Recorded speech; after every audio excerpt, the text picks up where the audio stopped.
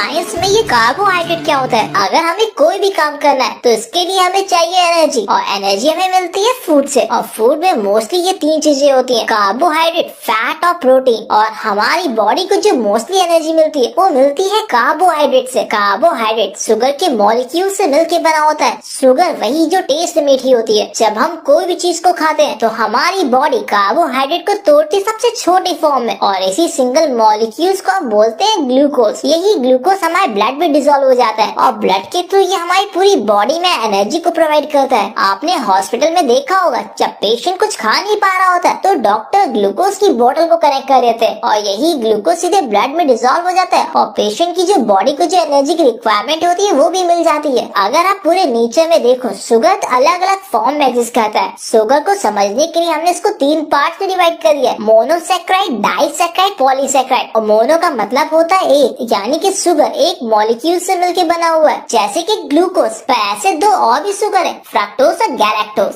और फ्रक्टोज जो है वो मोस्टली फ्रूट से पाया जाता है, तभी तो उसको फ्रूट शुगर भी कहते हैं। गैलेक्टोज जो है वो डेयरी प्रोडक्ट से पाया जाता है, जैसे कि मिल्क। तो ग्लूकोज, फ्रक्टोज और गैलेक्टोज ये तीनों एक सिंगल मॉलिक्यूल शुगर है, तभी इनको हमने रखा मोनोसैकेराइड में। अब डाइसैकेराइड की बारी। तो डाइसैकेराइड यानी कि शुगर के दो मॉलिक्यूल। अगर शुगर का एक मॉलिक्यूल ग्लूकोज है और दूसरा मॉलिक्यूल फ्रक्टोज है तो ऐसे शुगर को हम बोलते हैं सुक्रोज। सुक्रोज यानी कि टेबल शुगर, यानी कि शक्कर या फिर चीनी जो हम खाते हैं। अगर शुगर का एक मॉलिक्यूल ग्लूकोज है और दूसरा मॉलिक्यूल गैलेक्टोज है तो ऐसी शुगर को हम बोलते हैं लैक्टोज। तो लैक्टोज भी मिल्क में ही पाया जाता है। और अगर शुगर का एक मॉलिक्यूल ग्लूकोज है और दूसरा मॉलिक्यूल भी ग्लूकोज ही है तो ऐसे शुगर को हम बोलते हैं माल्टोज। ऐसे शुगर व्हीट या फिर बार्ले में पाया जाता है। अब बात करते हैं पॉलीसैकेराइड की, यानी शुगर के दो से ज्यादा मॉलिक्यूल से मिलकर बना होना, जैसे कि स्टार्च। स्टार्च एक कॉम्प्लेक्स शुगर है, वो ग्लूकोज के कई सारे मॉलिक्यूल से मिलकर बना हुआ है। स्टार्च आपको पोटैटोज या फिर राइस से मिल जाता है। अभी आपने जितने भी शुगर के बारे में सुना, ये सभी शुगर एक फूड में डिफरेंट कॉम्बिनेशन में होते हैं। जैसे कि मेरे पास है ऑरेंज जूस, तो ऑरेंज जूस में जो सुक्रोज होता है वो लगभग 40% होता है, 30% फ्रक्टोज है और 30% ग्लूकोज है। यानी कि ऑरेंज जूस में ये तीनों के कॉम्बिनेशन में। अगर मैं हनी को लेता हूँ, हनी में 50% फ्रक्टोज है,